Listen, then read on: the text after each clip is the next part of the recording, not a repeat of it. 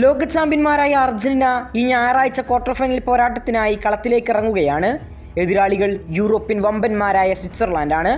Indian സമയം ഞായറാഴ്ച രാവിലെ 6:30 അർജന്റീനയും സ്വിറ്റ്സർലാൻഡും തമ്മിലുള്ള പോരാട്ടം നടക്കുന്നത്. വീറും വാശി നിറഞ്ഞ പോരാട്ടത്തിന് തന്നെയായിരിക്കും ഫുട്ബോൾ ലോകം സാക്ഷിയാവുക. 2014 വേൾഡ് കപ്പിന്റെ പ്രീ ക്വാർട്ടറിൽ അർജന്റീനയും സ്വിറ്റ്സർലാൻഡും തമ്മിൽ ഏറ്റുമുട്ടിയിരുന്നു. അന്ന് 1-0 ലിയോ മെസ്സിയുടെ അർജന്റീന വിജയിക്കുകയാണ് ചെയ്തത്. ഇപ്പോൾ ഇത് വർഷങ്ങൾക്ക് ശേഷം വീണ്ടും ഒരു വമ്പൻ പോരാട്ടത്തിനാണ് ഫുട്ബോൾ ലോകം വേദിയാകുന്നത്. എന്നാൽ ഈ മത്സരത്തിന് മുന്നേ അർജന്റീന ആരാധകർക്കുള്ള വലിയ ആശങ്കയായിരുന്നു അർജന്റീനയുടെ സൂപ്പർ താരമായ അർജന്റീൻ ഡിഫൻഡർ ക്രിസ്റ്റ്യാനോ റൊമേറോയുടെ കാര്യം.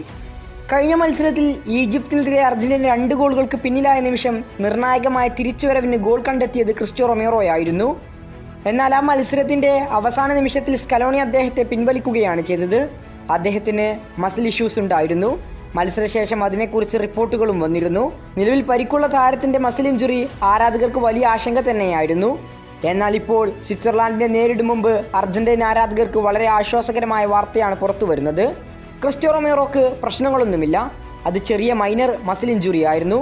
താരത്തിനിപ്പോൾ പ്രശ്നങ്ങളൊന്നുമില്ല. താരം പരിശീലനം ആരംഭിച്ചിട്ടുണ്ട്. സ്വിറ്റ്സർലാൻഡിനെതിരായുള്ള പോരാട്ടത്തിൽ താരമുണ്ടാകും. യാതൊരു പ്രശ്നവുമില്ലെന്ന് റിപ്പോർട്ട് വന്നിരിക്കുകയാണ്.